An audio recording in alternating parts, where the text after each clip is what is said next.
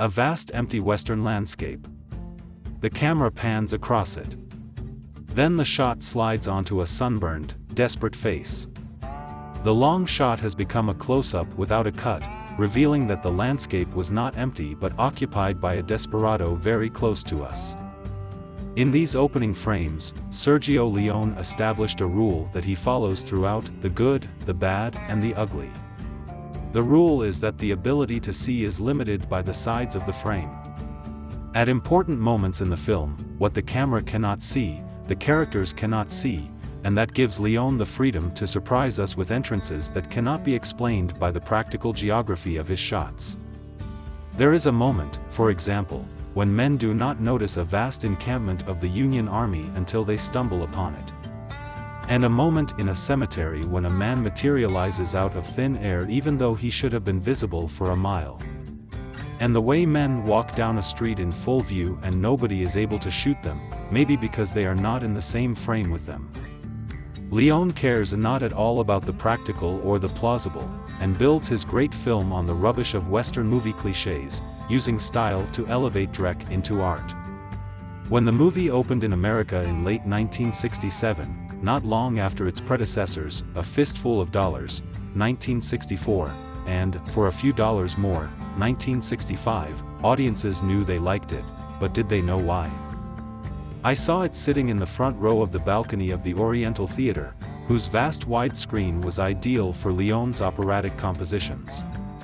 I responded strongly, but had been a movie critic less than a year, and did not always have the wisdom to value instinct over prudence. Looking up my old review, I see I described a 4-star movie but only gave it 3 stars, perhaps because it was a spaghetti western and so could not be art.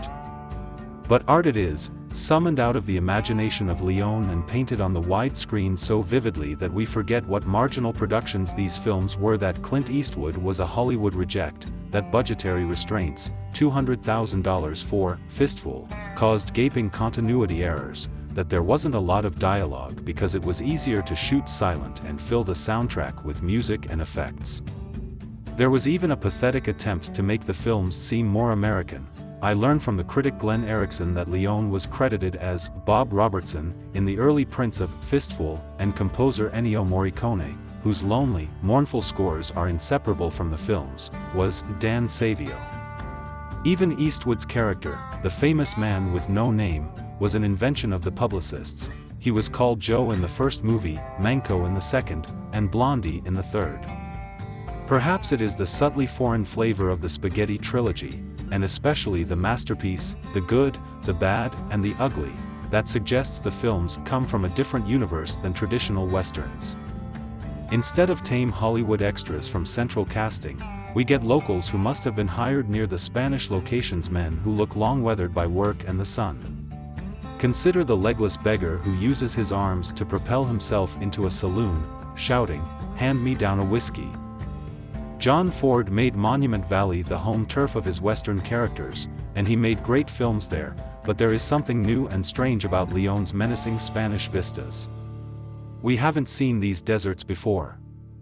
John Wayne has never been here. Leone's stories are a heightened dream in which everything is bigger, starker, more brutal, more dramatic than life. Leone tells the story more with pictures than words. Examine the masterful scene in the cemetery. A fortune in gold is said to be buried in one of the graves, and 3 men have assembled, all hoping to get it. The actors are Clint Eastwood, the good, Lee Van Cleef, the bad, and Eli Wallach, the ugly. Each man points a pistol at the other. If one shoots, they all shoot, and all die. Unless 2 decide to shoot the 3rd man before he can shoot either one of them. But which 2, and which 3rd? Leone draws this scene out beyond all reason, beginning in long shot and working into close-ups of firearms, faces, eyes, and lots of sweat and flies.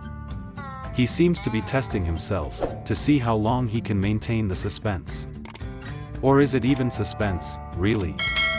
It may be entirely an exercise in style, a deliberate manipulation by the director, intended to draw attention to itself. If you savor the boldness with which Leone flirts with parody, you understand his method. This is not a story, but a celebration of bold gestures. Eastwood, 34 when he first worked with Leone, already carried unquestioned authority. Much is made of the fact that he came from television, that he starred in Rawhide, that in those days it was thought that a movie audience wouldn't pay to see an actor it could watch for free. Eastwood overcame that jinx, but not any actor could have done it, and not with any director. He says he took the roles with Leone because he wanted to make movies and Hollywood wouldn't hire him. Yes, but Eastwood himself was to become an important director, and even then he must have sensed in Leone not just another purveyor of the Italian sword and sandal epics, but a man with passion. Together, Leone and Eastwood made The Man with No Name not simply bigger than a television star, but bigger than a movie star, a man who never needed to explain himself, a man whose boots and fingers and eyes were deemed important enough to fill the whole screen. I wonder if Eastwood's character has a tenth as much dialogue as Tuco, the Eli Wallach character. The Man with No Name never talks, Tuco never stops. This is one of Wallach's inspired performances, as he sidesteps his character's potential to seem ridiculous, and makes him a desperate, frightened presence. When he makes a clown of himself, we sense it is Tuco's strategy, not his personality. Trained in the method, a stage veteran, Wallach took this low-rent role seriously and made something evocative out of it. Lee Van Cleef, as Angel Eyes, was New Jersey-born, already a veteran of 53 films and countless TV shows, many of them westerns. His first movie credit was High Noon, where he played a member of the gang. In a movie with a lot of narrowed eyes, he has the narrowest, and they gleam with insane obsession. All three men are after the fortune in Civil War gold, and the secret of its location is parceled out among them. One knows the cemetery but not the grave, the other knows the name on the tombstone but not the cemetery. So they know that they will remain alive until the grave is found, and then it is likely that each of them will try to kill the others. In a film that runs 180 minutes in its current restored version, that is not enough plot, but Leone has no shortage of other ideas. There is the opening shootout, involving unrelated characters. There is the con game in which Wallach plays a wanted man, Eastwood turns him in for the reward, and then Eastwood waits until he is about to be hanged and severs the rope with a well-aimed shot. There is the magnificent desert sequence, after Eastwood abandons Wallach in the desert, and then Wallach does the same to Eastwood, and the sun burns down like a scene from Greed. There is the haunting runaway wagon, filled with dead and dying men. And, surprisingly, there is an ambitious Civil War sequence, almost a film within a film, featuring a touching performance by Aldo Giuffre as a captain in the Union Army who explains his alcoholism simply: the commander who has the most booze to get his troops drunk before battle is the one who wins.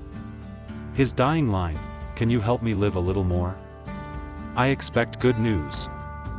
Sergio Leone, 1929 to 1989, was a director of boundless vision and ambition, who invented himself almost as he invented the spaghetti western.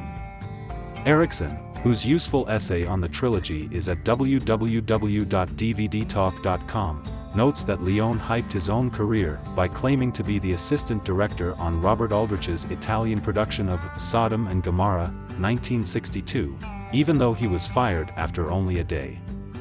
Leone made a forgotten Roman Empire epic in 1961, and then based A Fistful of Dollars so closely on Akira Kurosawa's samurai film Yojimbo that perhaps Gus Van Sant's shot-by-shot remake of Psycho, 1998, was not the first time the technique was tried.